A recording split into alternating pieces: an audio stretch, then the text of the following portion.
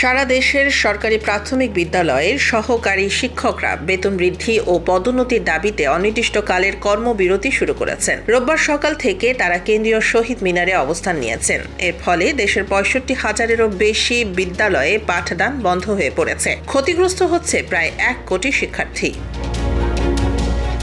শিক্ষকরা জানাচ্ছেন, 10ম গ্রেডে বেতন ও ভাতা, পদোন্নতি, কাঠামো পুনর্বিন্যাস এবং শিক্ষক মর্যাদা সংক্রান্ত নীতিমালা সংস্কারের দাবিতে তারা আন্দোলনে নেমেছেন। তবে শনিবার শাহবাগে শান্তিপূর্ণ অবস্থান কর্মসূচিতে পুলিশের হামলার পর নির্ধারিত সময়ের আগেই তারা কর্মবিরতির ঘোষণা দেন। প্রাথমিক শিক্ষক দাবি বাস্তবায়ন পরিষদ স্বরাষ্ট্র উপদেষ্টা এবং প্রাথমিক ও গণশিক্ষা উপদেষ্টার পদত্যাগ দাবি করেছে। শিক্ষক নেতারা জানিয়েছেন, দাবি পূরণ না হওয়া পর্যন্ত কর্মবিরতি চলবে এবং প্রয়োজনে বিদ্যালয়ে তালা ঝুলিয়ে দেওয়া হবে।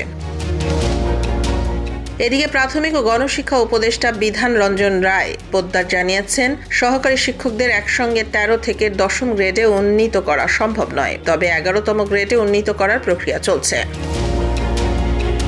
তবে আন্দোলনের কারণে দেশের প্রাথমিক শিক্ষা ব্যবস্থা স্থবির হয়ে পড়েছে। আর বার্ষিক পরীক্ষার আগে এই কর্মবিরতি শিশু শিক্ষার্থীদের পড়াশোনায় বড় ধরনের প্রভাব ফেলেছে বলে উদ্বেগ প্রকাশ করেছেন অভিভাবক ও শিক্ষা সংশ্লিষ্টরা।